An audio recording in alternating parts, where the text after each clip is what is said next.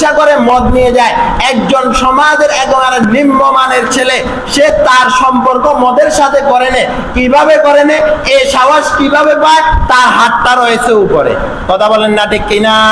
তার হাতটা রয়েছে সভাপতির সাথে, তার হাতটা রয়েছে সেক্রেটারির সাথে।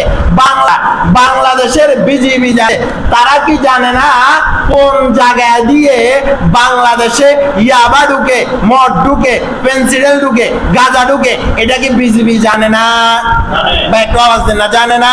তারা জানে যে 14 গ্রামের কোন বর্ডার দিয়ে মদের কারবার হয়, ফেনীর কোন বর্ডার দিয়ে মদের আড্ডা হয়, কুমিল্লার কোন বর্ডার দিয়ে বাংলাদেশে মদ ঢুকে, নোয়াখালীর কোন বর্ডার দিয়ে বাংলাদেশে মদ ঢুকে। সেখানকার স্থানীয় এমপি যে, তিনি কি জানে না? তবে একটু আওয়াজ দেন না, জানে না?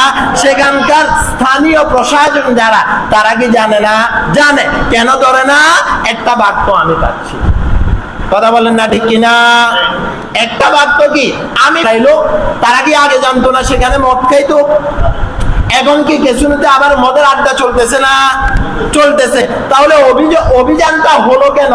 অভিযানটা হওয়ার পিছনে মূল রহস্য হলো, এই জন্য আমি অভিযান চালাইলাম, আমাকে তুমি যে ভাগ দেওয়ার কথা ছিল এই ভাগ তুমি আমাকে দাও নাই, এই জন্য আমি কিছুদিন অভিযান চালাইছি, কথা বলেন না ঠিক কিনা? এই জন্য বাংলাদেশের নেতা খেতা যারা টপ লেভেলের নেতা, যে তার সাথে মদের সুসম্পর্ক থাকে, কথা বলেন না ঠিক কিনা?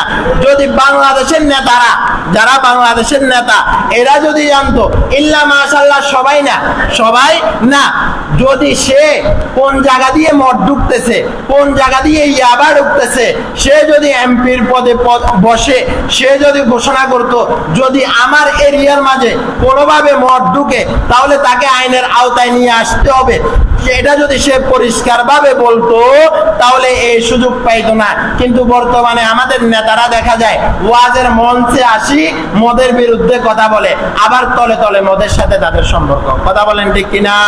আল্লাহ তাআলা বলে রিজসুন,